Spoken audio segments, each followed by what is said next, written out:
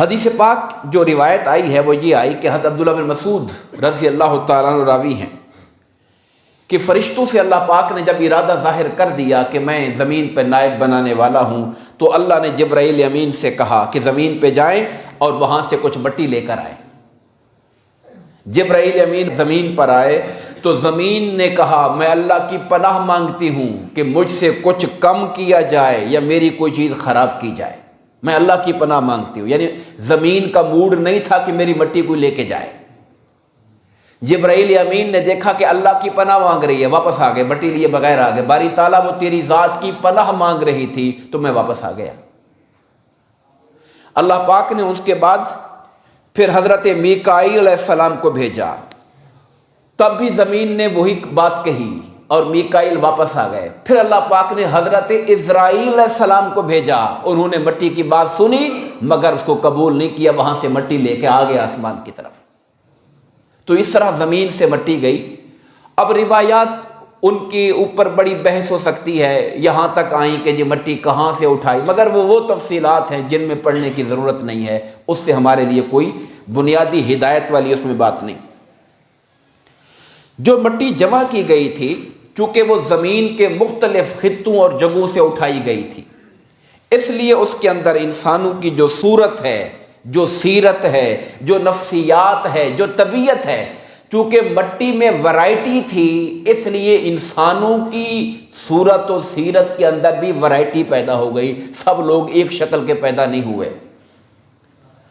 اللہ تبارک و تعالی نے حضرت آدم علیہ السلام کے لیے جب اس مٹی کو طلب فرما لیا تو پھر مرحلہ وار جیسا کہ ہم نے ذکر کیا کہ پانی اور مٹی کے ساتھ پہلے گوندا گیا، گارا بنایا گیا، اور پھر اگلے مرحلے جن کا ہم ذکر کر چکے ہیں وہ سلسلہ ہوتا رہا۔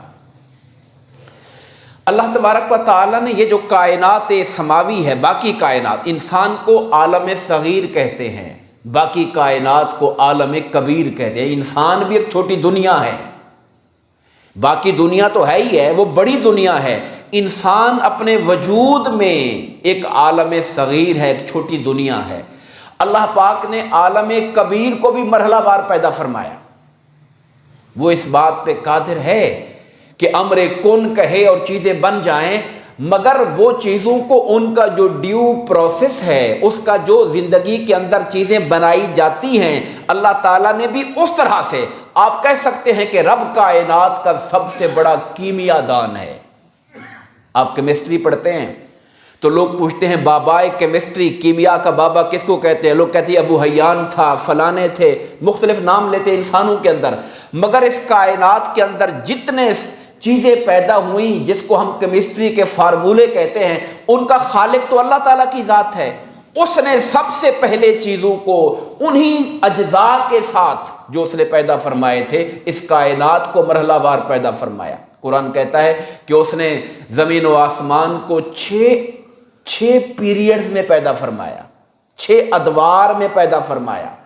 اسی طرح اللہ پاک نے انسان کو بھی کئی ادوار میں پیدا فرمایا، کئی وقت گزرتے گئے، ایک وقت میں ایک صورت رہی، پھر اس کو بدل دیا گیا، پھر اگلی شکل، پھر اگلی شکل۔ شکل سے میری مراد یہ ہے کہ وہ جو فیز تھا پانی مٹی کا، گارا، پھر آگے اس طریقے سے مدتیں گزرتی رہی انسان پر، پھر اوپر خدا جانے کون کون سی بارشیں اور پانی برسایا جاتا رہا اس کے اوپر۔